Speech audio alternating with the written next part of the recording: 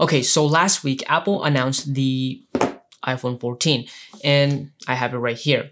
I've been using this phone for less than 24 hours, and so far, I think this is the least innovative and honestly, the most boring phone I have ever seen from Apple and maybe even any tech company. There are 5 main things that you should look at when buying a new smartphone, and in literally all of them, or almost all of them, this phone is basically an iPhone 13. Ceramic shield glass on the front, Gorilla Glass on the back, the same camera layout, the same notch, the same aluminum frame, the same lightning port, speakers.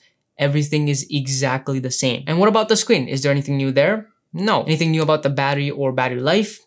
I don't think so. Performance? Well, the A15 Bionic chip inside this phone is like, what, 18% or something like that faster than the A15 Bionic chip in the iPhone 13. So technically, there is a small improvement, but it's like nothing. It's definitely not going to be noticeable. Even the cameras, for the most part, they are basically the same.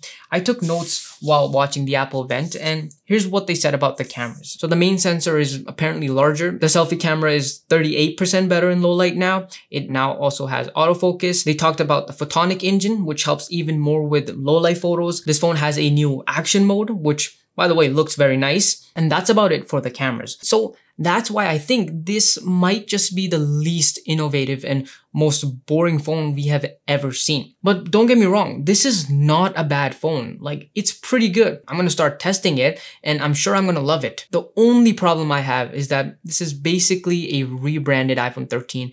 Not a fan of that. And that's probably because I'm a tech content creator. I wanted to see something new in this phone. I was expecting myself to be surprised, but that just didn't happen. But does that make this phone bad? Absolutely not. I still think this phone is built very well. It looks nice. It feels good in the hand. I like it. The screen's also nice. It's a pretty decent OLED panel. It's 60 Hz, yes, but it's good enough for most people. And performance, you already know. You can buy like any phone that came out in the past, I would say 3 years or so, and you should be just fine. I'm sure the 13 was a fast, responsive, and smooth phone. So this will be just as good or 18% faster, so that's good. But the battery, I can't say too much about that. I haven't used the 13 or the 14 for a long time, so I don't know anything about that, but I will test it and I have high hopes for it. Let's see how things go.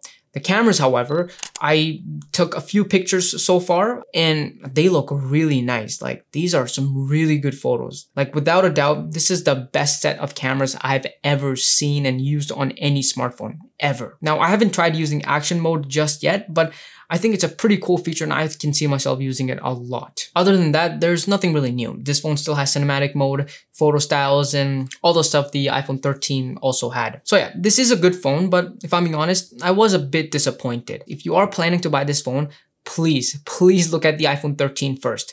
I do think you should get that instead. Even though this is just $100 more, I don't think it's worth it. Now, that might change after I've used this phone for some time, but so far, that's what I think. At least, I don't see myself buying this phone. The only reason why I bought it is because the vast majority of people buy these phones. Most people don't get the Pro models. So I wanted to see what this phone is all about.